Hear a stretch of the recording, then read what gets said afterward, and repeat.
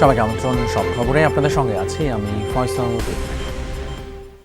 শুরুতে নজর দেব ভারতের পশ্চিমবঙ্গের বিধানসভা নির্বাচনের দিকে। নির্বাচন কমিশনের সহায়তায় শতাধিক আসন লুট করার অভিযোগ তুলেছেন তৃণমূলের কংগ্রেস নেত্রী মমতা ব্যানার্জি। জোর করে হারিয়ে দেওয়ার দাবি তুলে মুখ্যমন্ত্রীর পদ থেকে পদত্যাগ না করার ঘোষণা দিয়েছেন তিনি। পশ্চিমবঙ্গের বিধানসভা নির্বাচনে ভরাডুবির পর মঙ্গলবার বিকেলে কালীঘাটের বাড়িতে সংবাদ সম্মেলন ডাকেন মমতা ব্যানার্জি। তৃণমূল নেত্রীর দাবি, নির্বাচন কমিশনের যোগসাজশে শতাধিক আসন লুট করেছে বিজেপি।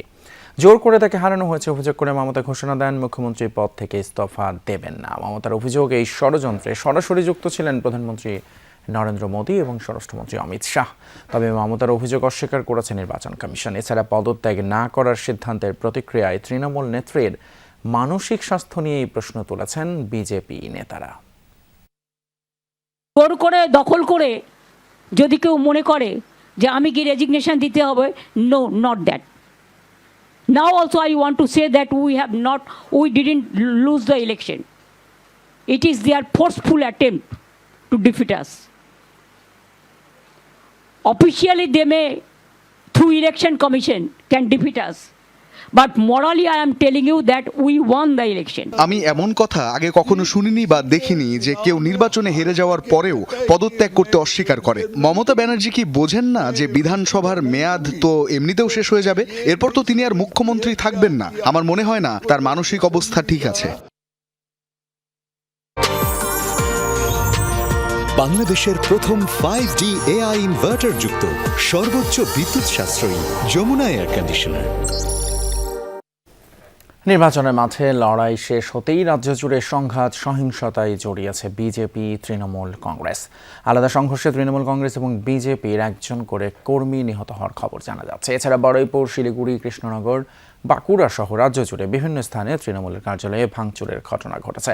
অভিযোগ অস্বীকার করে তৃণমূলের বিরুদ্ধে পাল্টে অভিযোগের তীর ছুঁড়েছে বিজেপি। ফল ঘোষণার পর থেকেই কলকাতা, কোচবিহার, হাওড়া, মুর্শিদাবাদ সহ বিভিন্ন জেলায় তৃণমূল কংগ্রেসের পার্টি অফিসে হামলা ভাঙচুরের অভিযোগ উঠতে থাকে। বেশ কিছু কার্যালয়ে অগ্নিসংযোগের ঘটনাও ঘটে। বীরভূমে তৃণমূল কংগ্রেসের এক কর্মীকে কুপিয়ে হত্যার অভিযোগ উঠেছে বিজেপি কর্মীদের বিরুদ্ধে। তৃণমূল কংগ্রেসের এক প্রার্থীকে মাটিতে ফেলে পেটানোর অভিযোগ উঠেছে। দলটির অভিযোগ, নির্বাচনের পর বিভিন্ন এলাকায় প্রভাব বিস্তার করতে পরিকল্পিতভাবে এসব সহিংসতা ছড়াচ্ছে বিজেপি। অবশ্য তৃণমূল কংগ্রেসের এই সকল অভিযোগ অস্বীকার করেছে বিজেপি। দলটির পাল্টা অভিযোগ, নির্বাচনে হেরে বিভিন্ন স্থানে দলটির নেতাকর্মী এবং ভোটারদের হামলা করছেন তৃণমূলের কর্মীরা। হাওড়াতে এক বিজেপি কর্মীকে হত্যার অভিযোগ উঠেছে। 24 ঘন্টাও হয়নি, কমপক্ষে 300 থেকে 400 পার্টি অফিসে হামলা চালানো হয়েছে। কমপক্ষে 150 কর্মীর বাড়িতে ঢুকে হামলা চালানো হয়েছে। এটাই হচ্ছে বিজেপির ভরসার মডেল। বিজেপি সহিংসতা করেনি। আপনি দেখান কোথায় আমাদের নেতাকর্মীরা কারো গায়ে হাত তুলেছে। আগের বার তো নির্বাচনের পর 18-19টা খুন হয়েছিল। সেবার রাতারাতি বিজেপির বেশ কিছু কার্যালয়ের দখলও নিয়েছিল টিএমসি।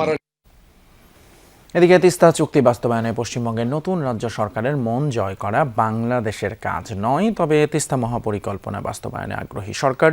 পররাষ্ট্রমন্ত্রী বলছেন যে দেশি প্রকল্পের কাজ করুক, জনগণের জন্য সরকার এই সংকটের সমাধান চায়।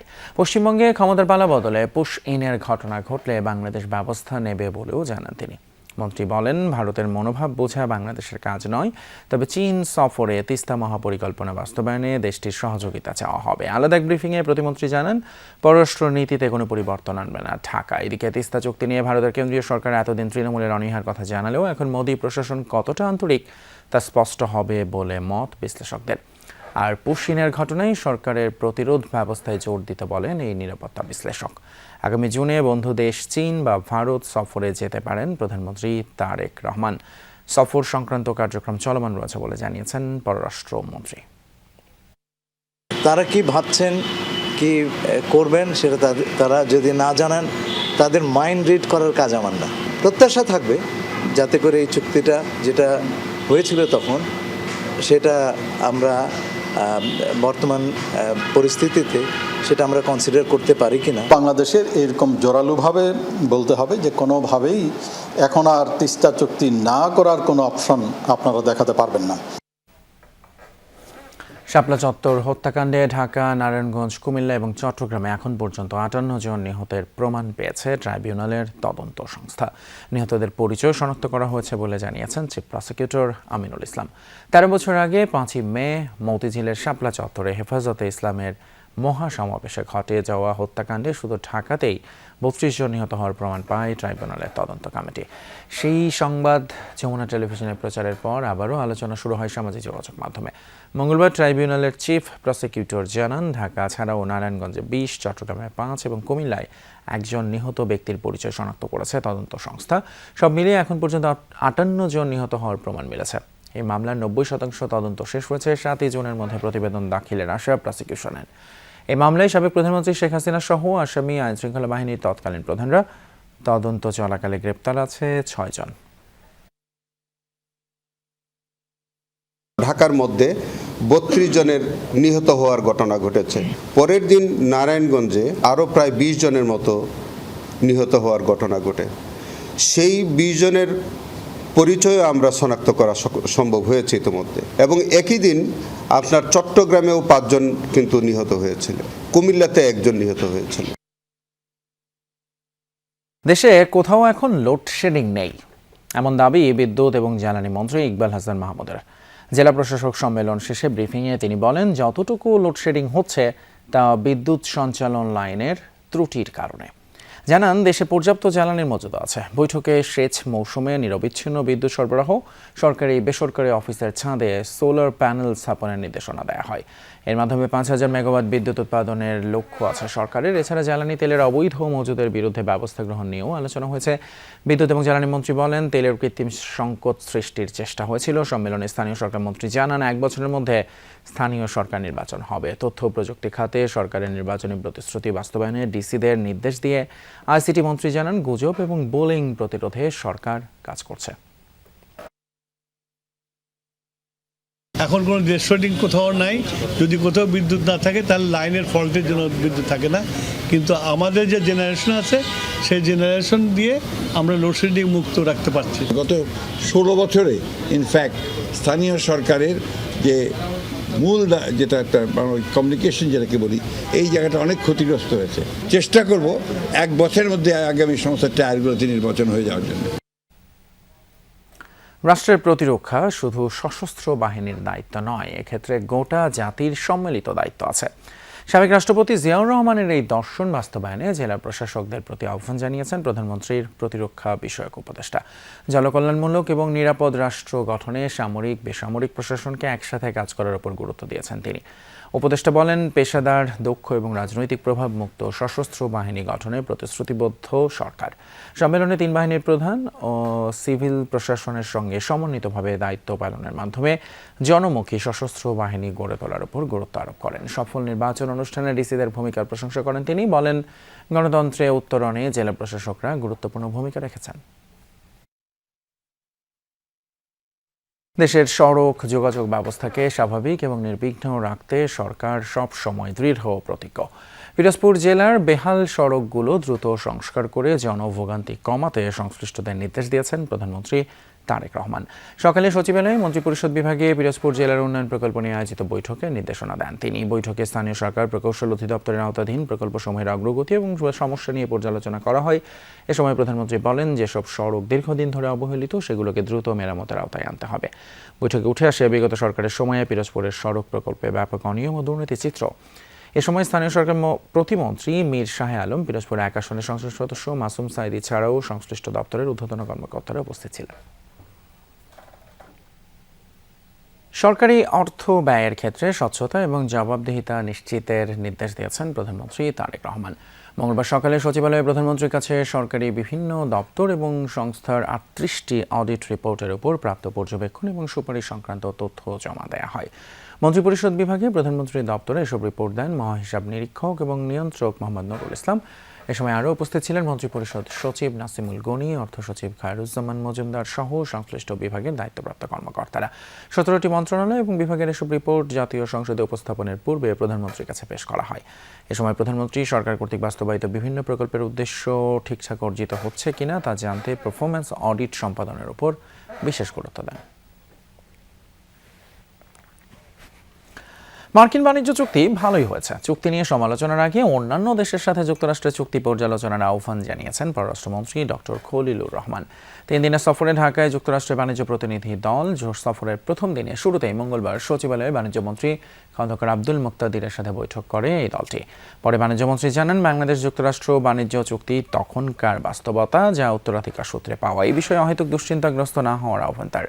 দিনের দ্বিতীয় কর্মসূচিতে প্রতিনিধি দলটি সাক্ষাৎ করে পররাষ্ট্রমন্ত্রীর সাথে। তিনি জানান, যুক্তরাষ্ট্রের সাথে চুক্তি নিয়ে যারা সমালোচনা করেন তাদের অন্যান্য দেশের সাথে মার্কিন বাণিজ্য চুক্তি পর্যালোচনা করে দেখা উচিত। আলাদা বৈঠকের পর পরিবেশমন্ত্রী বলেন, চুক্তিতে পরিবেশ নিয়ে অসম কিছু নেই।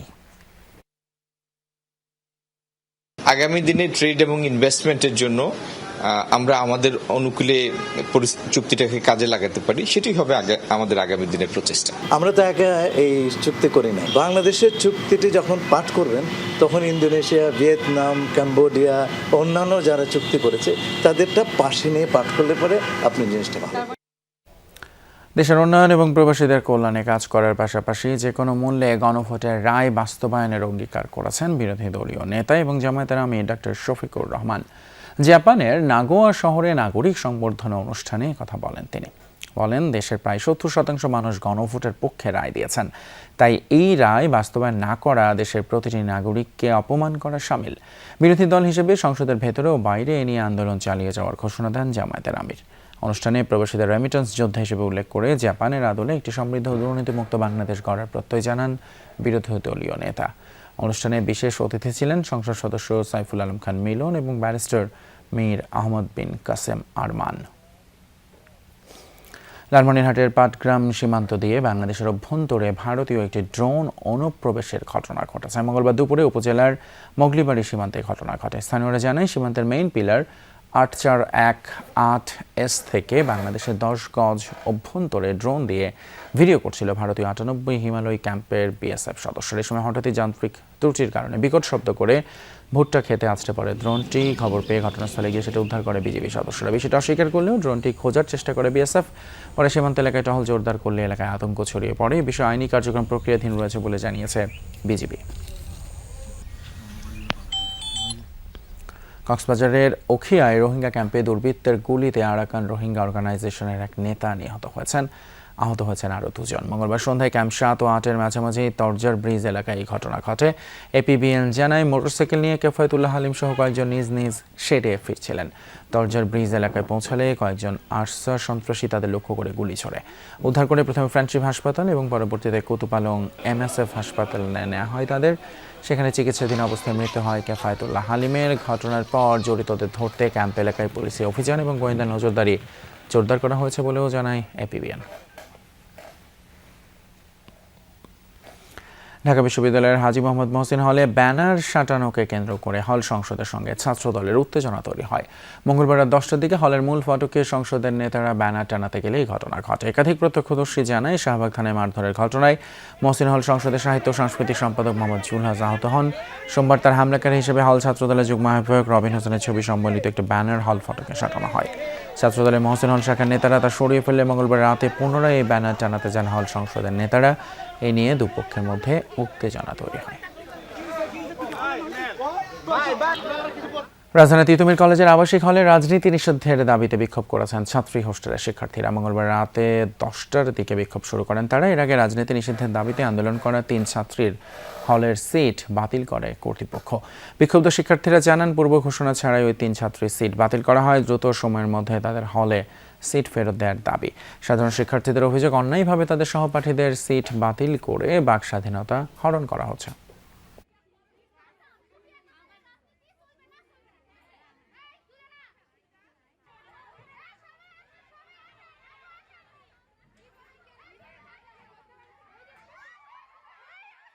বৈদ্যুতিক এবং হাইব্রিড গাড়ি কেনার ক্ষেত্রে একজন গ্রাহক সর্বোচ্চ 80 লাখ টাকা পর্যন্ত ব্যাংক ঋণ পাবেন। তবে অন্য গাড়ির ক্ষেত্রে ঋণের পরিমাণ হবে 60 লাখ টাকা। এ বিষয়ে প্রজ্ঞাপন জারি করেছে বাংলাদেশ ব্যাংক। পরিবেশ বান্ধব এবং সাশ্রয়ী বৈশিষ্ট্যের কারণে দেশে ইলেকট্রিক এবং হাইব্রিড যানবাহনের চাহিদা বাড়ছে।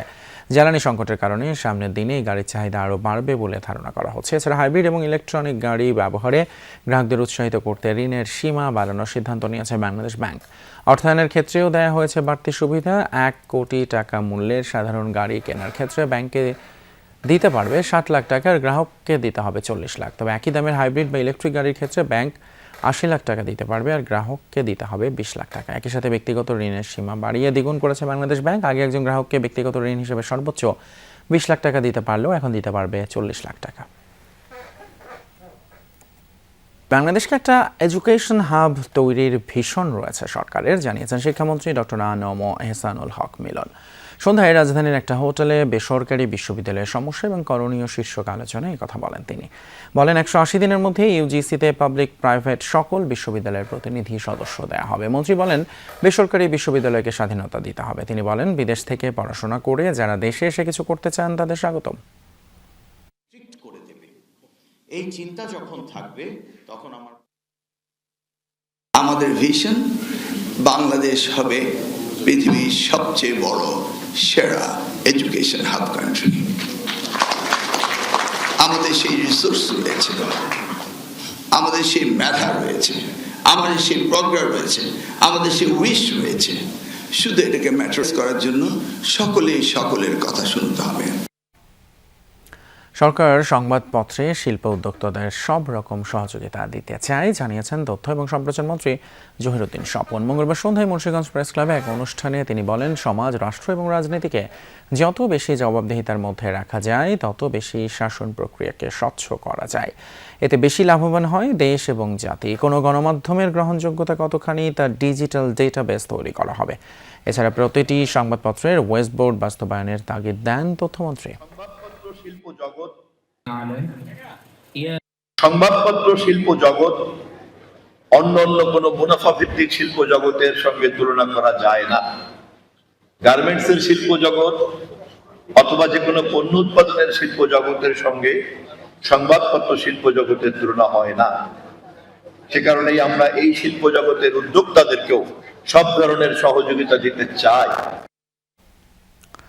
রংপুরের বদরগঞ্জে কিশোর গ্যাংয়ের 2 গ্রুপের আধিপত্যের জেরে ছুরিকাঘাতে এক ভ্যান চালক নিহত হয়েছেন। এই ঘটনায় একজনকে আটক করেছে পুলিশ। মঙ্গলবার সন্ধ্যায় উপজেলার বালুয়াফাটা আম্বিয়ার মোড়ে এই ঘটনা ঘটে। পুলিশ জানায় দুপুরে আদালতে হাজিরা দিতে যায় বদরগঞ্জের কিশোর গ্যাংয়ের সদস্য মমিনুল ইসলাম এবং ফিরোজ শাহ গ্রুপ।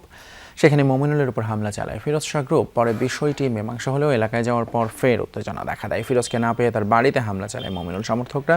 পরে ফিরোজ গ্রুপের লোকজন মমিনুল পক্ষের লোকজনকে খুঁজতে থাকে। এক পর্যায়ে আম্বিয়ার মোড় এলাকায় মমিনুল পক্ষের ভ্যান চালক আরিফুলকে ছুরিকাঘাত করে। তারা উদ্ধার করে হাসপাতালে নিলে চিকিৎসক তাকে মৃত ঘোষণা করে।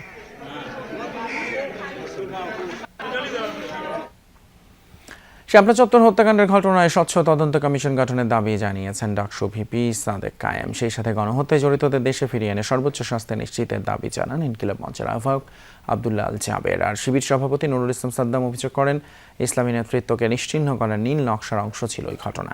5 মে শাপলা চত্বর হত্যাকাণ্ড দিবস উপলক্ষে রাজধানীর শাপলা চত্বরে মানববন্ধন করে ছাত্র শিবির। সংগঠনটির সভাপতি বলেন শাপলা চত্বরের ঘটনা 13 বছর পেরিয়ে গেছে, তবে সুষ্ঠু বিচার নিশ্চিতে এখনও দৃশ্যমান কোনো পদক্ষেপ নেওয়া হয়নি। একই স্থানে ইনকিলাব মঞ্চ শাপলা সংহতি দিবস পালন করে। সংগঠনটির সদস্য সচিব 6টি দাবি তুলে ধরেন। গণহত্যায় জড়িতদের সর্বোচ্চ শাস্তি নিশ্চিত করতে হবে। এদিকে ঢাকা বিশ্ববিদ্যালয়ের আর.সি. মজুমদার অডিটোরিয়ামে শাপলা ও শাহবাগ বিষয়ক আলোচনা সভার আয়োজন করে ছাত্র শিবির। অনুষ্ঠানে ডাকসু ভিপি সাদেক কায়েম শাপলা চত্বর হত্যাকাণ্ডের ঘটনায় স্বাধীন স্বচ্ছ তদন্ত কমিশন গঠনের দাবি জানান। সেই সাথে শেখ হাসিনা সহ জড়িতদের দ্রুত বিচারের আওতায় আনারও দাবি জানান তিনি। আলোচনায় অন্য বক্তারা সরকারকে শাপলা গণহত্যার রাষ্ট্রীয় স্বীকৃতি দিয়ে বিচার কাজ দ্রুত শেষ করার আহ্বান জানান।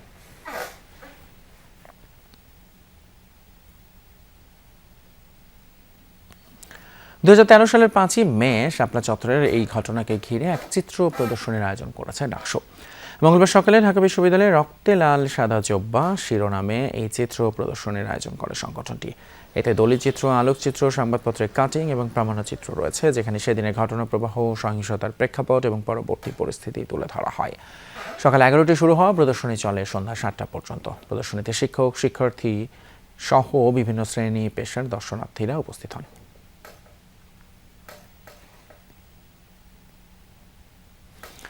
আন্তর্জাতিক পশ্চিমবঙ্গের বিধানসভা নির্বাচনে জয়ী হয় ভারতের প্রধানমন্ত্রী নরেন্দ্র মোদীকে অভিনন্দন জানিয়েছেন মার্কিন প্রেসিডেন্ট ডোনাল্ড ট্রাম্প। হোয়াইট হাউসের মুখপাত্র কোষ দেশাই এই তথ্য নিশ্চিত করেছেন। তিনি জানান, পশ্চিমবঙ্গে ভারতীয় জনতা পার্টি বিজেপির ভূমিধ্বস জয়কে ঐতিহাসিক আখ্যা দিয়েছেন মার্কিন প্রেসিডেন্ট।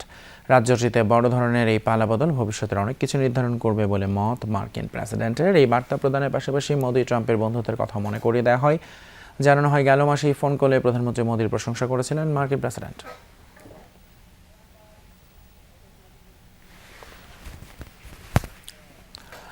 দর্শক, এই ছিল আমাদের সব খবরে আজকের মতো। এতক্ষণ সাথে থাকার জন্য ধন্যবাদ আপনাদের সবাইকে।